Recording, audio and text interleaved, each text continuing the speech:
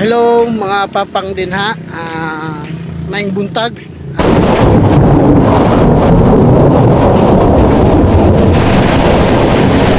Nahanap punta sa lakaw sa Kabag-uhan, walking para sa Kabag-uhan. Tuguti ako sa paghisgot. Unsay excuse me, medyo bugnaw-bugnaw ang panahon, no? Salamat ra butang ulay ulan. Tuguti ako sa paghisgot kabahin sa usa ka adik nga tawo. Unsay mga timailan sa usa ka adik nga tawo.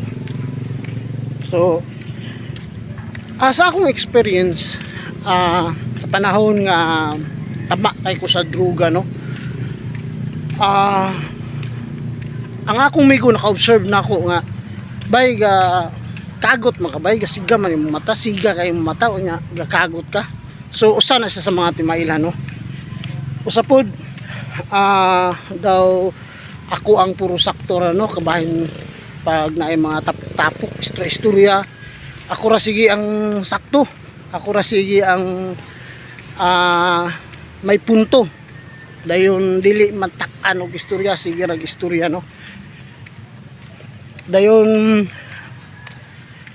kung kabahin po sa mga trabaho dili po ko makapuyan kay mo lagi ang drugs na may gadala na ako, no. Ang drug na may gadala na ako nga dili ko makapuyan. So og sakto kung mga pulaw-pulaw pod di po ko makapuyan, labi na sa inom di po ko mahubog kay mo lagi tama sa duga. So sa opposite side pod ang banana na po gahubag ang mata, gahubag ang eye bags, kapula ang mata, kusog mukaon, no, sa herbal na siya nga side, pero sa pikas po nga side di po gaganahan mukaon.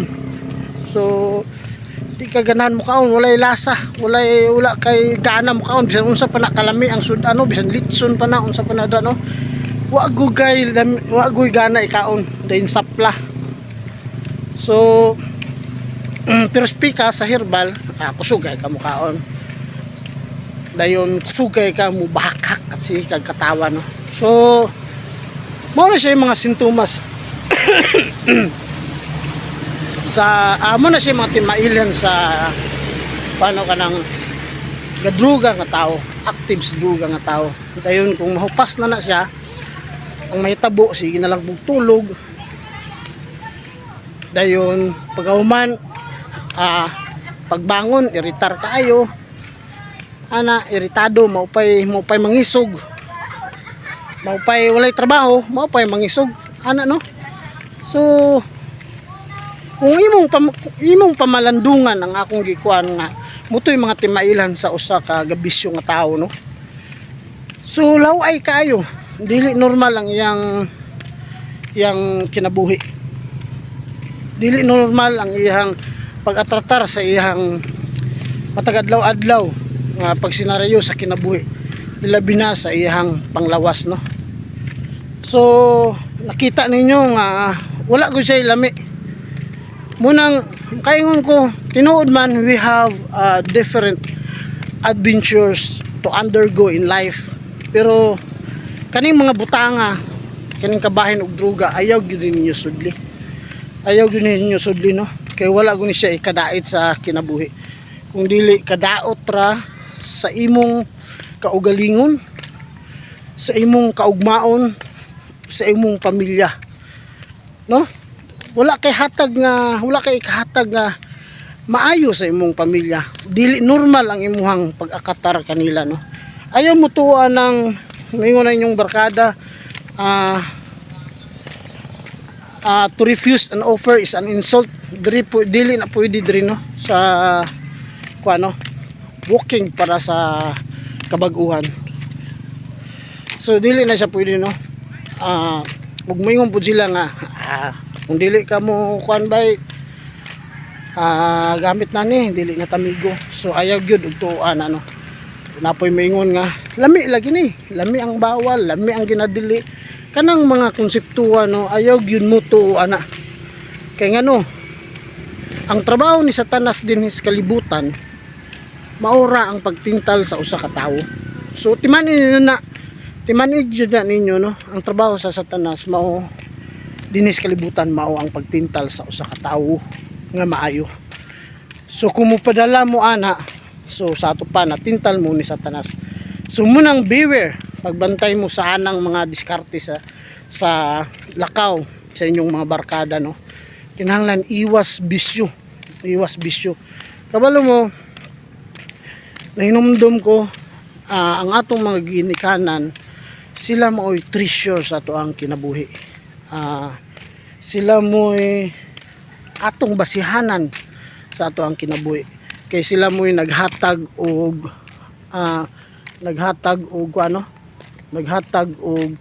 inspirasyon sa atong kinabuhi nga magbuhat ta og maayo sa ato ang kinabuhi.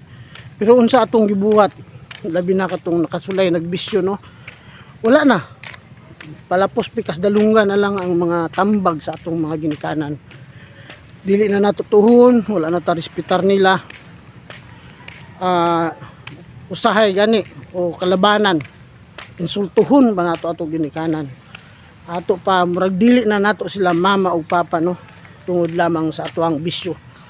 So ato na siyang bag-uhon nga panghuna-una no, pinaagi sa akong gibuhat ron nga walking lakaw para sa kabag-uhan sa kinabuhi. So manginaot ko nga matag karon og unya inyong maamguhan, ma-realize sa inyong kinabuhi nga dili jud ang ayan musulod sa usa ka bisyo ang usa ka tawo. Kay dinhi pa lang dapita sa paggamit pa lang nimo, permirong gamit nimo sa imong kinabuhi, mao punay pinakadakong miserable sa imong kinabuhi nga mahitabo. Dako kay na siya nga problema tungod kay dinhang dapita guba na daan imong kinabuhi ug naguba na daan imong future ug imong giguba mismo ang imong pamilya. So inana ang damage no, damages nga imuhang maamguhan, maangkon kung musulod ka sa bisyo nga ginadili nga bisyo no. So munang sa kanunay, ang akong ikapaambit kaninyo, kanunay gyud ta magampo, kanunay ta magtinabangay sa usag-usa.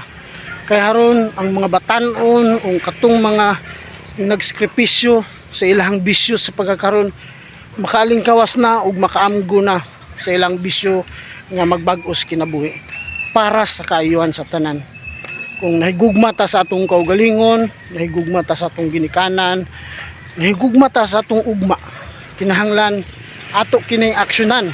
Ilabay na kamo nga mga nahisulod sa bisyo no. Pamati lang mo sa akong vlog para makasunod mo ug mabagtunan ninyo ang mga advice nga unsay maayos kinabuhi nga pagabuhaton. Ana no, dayon magtabanganay ta og ampo. Kung naay mo offer ninyo nga inana sa inyong kinabuhi, ingna dili ko dayon exit dayon para dili ka matintal dayon pagampo sa Ginoo nga nakaalingkawas ka sa usa sa usa ka tentasyon no. So dinhi lang ko kutob mga papang, manginaot ko nga naapod mo nakatunan sa akong vlog karon. Ug ayaw kalimot sa pag-subscribe sa akong channel Sam's Transformation para updated mo sa akong mga video. So salamat kayo mga papang, dinhi lang ko kutob. Kita-kits na punta sa sunod na akong vlog. Bye bye, God bless us all.